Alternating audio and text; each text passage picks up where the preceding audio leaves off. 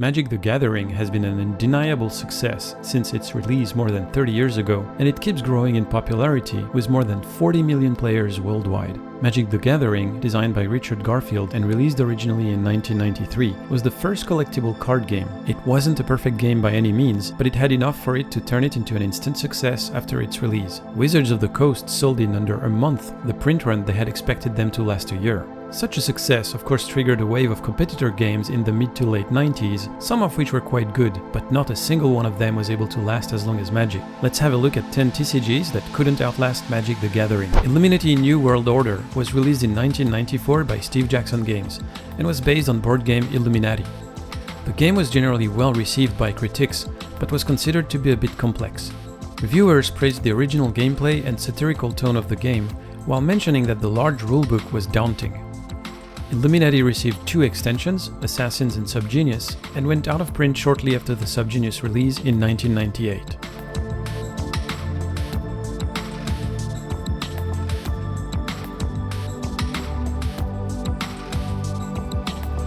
Vampire: The Eternal Struggle was a new TCG by Richard Garfield himself, published once again by Wizards of the Coast, and based on the Vampire the Masquerade RPG. It's not the only game by Garfield in this list, and it's interesting to see how Garfield's design evolved as he made more trading card games, but we'll get back to that. Garfield wanted at the time to prove that TCGs could be potentially as diverse as board games. Vampire was a very popular card game in the 90s, possibly the second most popular TCG behind Magic the Gathering. Although Wizards of the Coast abandoned the game in 1996, about a year after its original release, White Wolf Publishing took over and supported the game until 2010. In total, the game received almost 20 expansions during its lifetime. Although it wasn't as popular as MTG in a commercial way, the game is still officially supported today by Black Chantry Production, and a 5th edition was released in 2020. Black Chantry also made expansions available for free in PDF form. Doomtrooper was a TCG based on the Mutant Chronicles franchise. It was released in 1995 by Target Games and received 7 expansions. Doomtrooper was an okay game but lacked depth. It was maybe too average and didn't last long. It was recently revived as a Steam game though, through a successful Kickstarter campaign in 2019.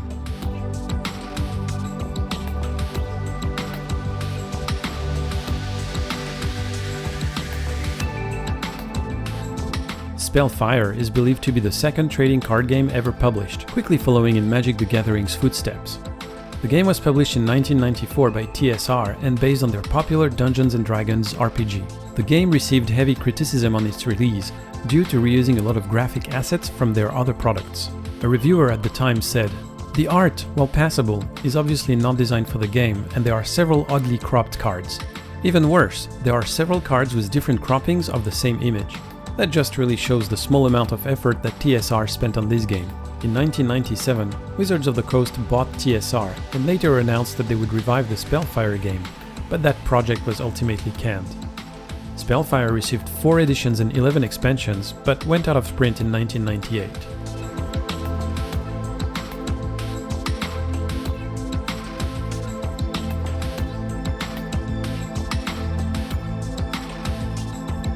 The Crow was an example of many franchises being used in the late 90s to try and sell TCGs.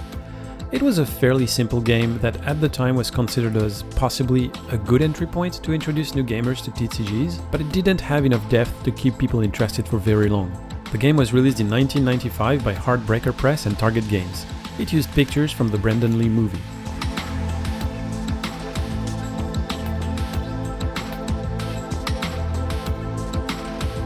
Kult was another 1995 TCG by Heartbreaker and Target Games, like The Crow mentioned above. Kult was a bit particular because it was based on an RPG that was a bit controversial at the time. Kult, the role-playing game, was a horror game with religious content and mature themes. Some lobbies and politicians were trying to link role-playing in general, and Kult in particular, to suicide and murder events in Sweden in the late 90s. This kind of contributed to giving the game a special aura, and is why the card game itself shared a bit of that controversy. In particular because the art on it was told to be gruesome. Looking at the art nowadays, I am not particularly shocked by it, and I've seen more disturbing images in other tabletop games or movies. Kult was another fairly easy game to play, which received 1 expansion but went out of print fairly quickly.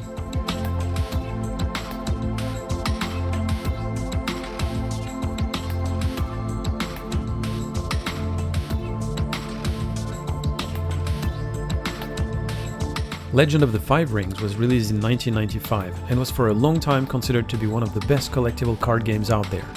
The game shares some similarities with Magic the Gathering, but has its own set of rules and puts a significant emphasis on the storyline, which guides the expansion releases.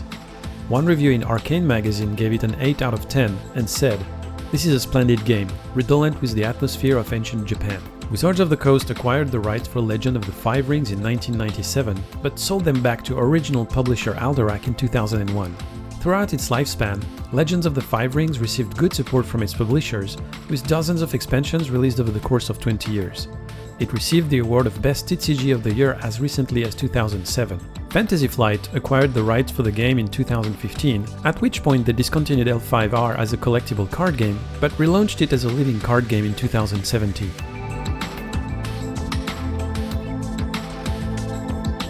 Middle-earth collectible card game was published in 1995 by ICE. It was praised for its gorgeous art, which involved illustrations from a lot of longtime Tolkien illustrators, such as Ted Nasmith and Angus McBride. Reviewers also liked its complexity and general respect of the original material. The game was discontinued when ICE lost their license for Tolkien products, but it still has a loyal fanbase to this day.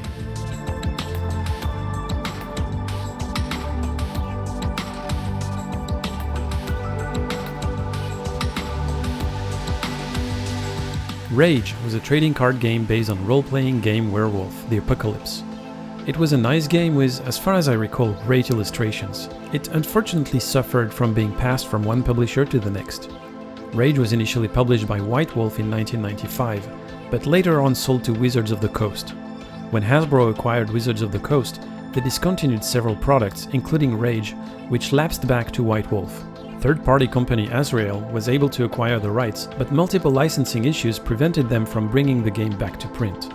Starting in 2003, Azrael worked with fans to publish fan-made sets, which are officially accepted in tournaments.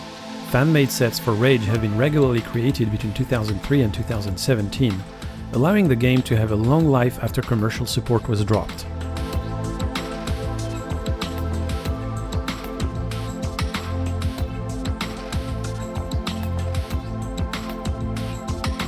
NetRunner is the other game designed by Richard Garfield in this list.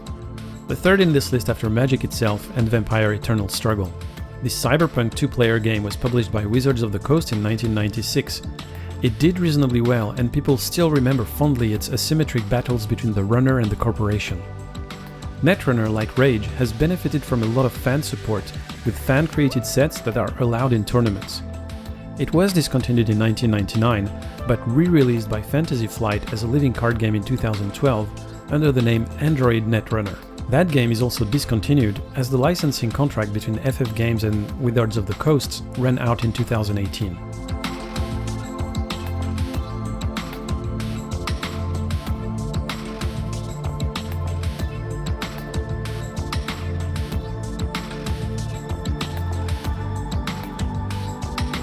In conclusion, Magic the Gathering was never a perfect game, but its longevity is a true testament to its solid gameplay and the effort and creativity poured into keeping it up to date with modern gaming trends. Similarly, most of the games mentioned in my list were very good, but didn't have the level of support that Wizards of the Coast put into MTG. Some of them still exist to this day in some shape or form, but not necessarily as trading card games. That's it for this video. Thank you very much for watching as always, and see you next time.